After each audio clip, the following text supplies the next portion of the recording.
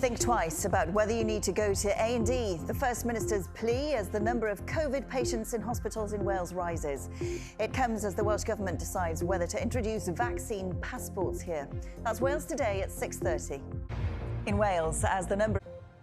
Good evening, Noswaith Dda. There could be as many as 100 people a day being admitted to hospitals in Wales with COVID-19 by the end of this month. The First Minister has warned that the current wave is likely to peak in the coming weeks. But despite the growing number of cases and increasing hospital admissions, Mark Drakeford says the reintroduction of coronavirus restrictions is not inevitable. Here's our correspondent, Hugh Thomas, with the latest. Well, the First Minister also said today that the government will decide next week if vaccine passports should be used to gain entry to some events in Wales. Well, let's get more on this now from our political correspondent, James Williams. And James, this is a decision that ministers have wrestled with for a while now. 1st of October, and the Conservative UK government is considering doing the same. James will be keeping an eye out for that announcement, of course. The latest figures from Public Health Wales show that a mining company has been fined £100,000 for breaching health and safety laws after a miner was badly injured when a roof... The first Afghan refugees airlifted out of Kabul have arrived in Wales. 50 families are being resettled across the country. Most have worked directly with Welsh-based armed forces over the past 20 years. Our Home Affairs correspondent Jenny Rees has the details. Jenny Rees reporting there.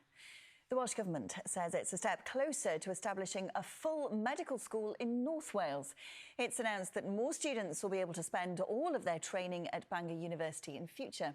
Health Minister Lyned Morgan says today's announcement will put a greater emphasis on community-based trained doctors and pave the way to filling a recruitment shortfall.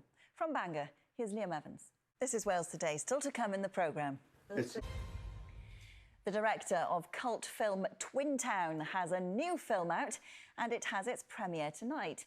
La Cha-Cha, filmed on the Gower Peninsula, reunites the cast members of the cult classic, including Keith Allen and brothers Rhys and Llyr Evans.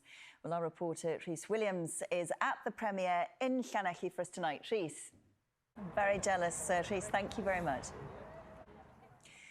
The Stereophonics are urging fans not to buy tickets on resale websites for their gigs at Cardiff's Principality Stadium in December.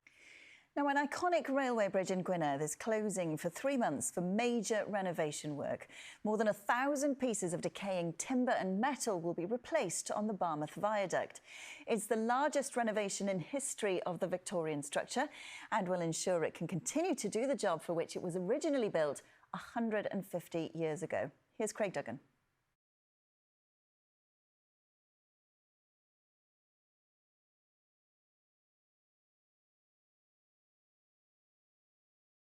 Sport now with Thomas, and it's back to club football after a busy weekend for the international team. Yes, Jen, we'll start with Cardiff City because manager Mick McCarthy says he's delighted.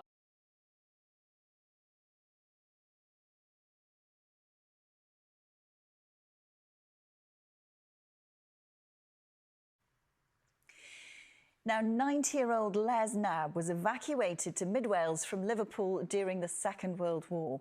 But for decades, he's been unable to remember exactly where he was sent. But recently, he woke up in the middle of the night and remembered crucial names and details that would lead him back to the farm he calls his Welsh home. Caroline Evans joined him as he made an emotional return to Nantmel in Powys. Fantastic story. Well, let's get the weather forecast now. Thank you.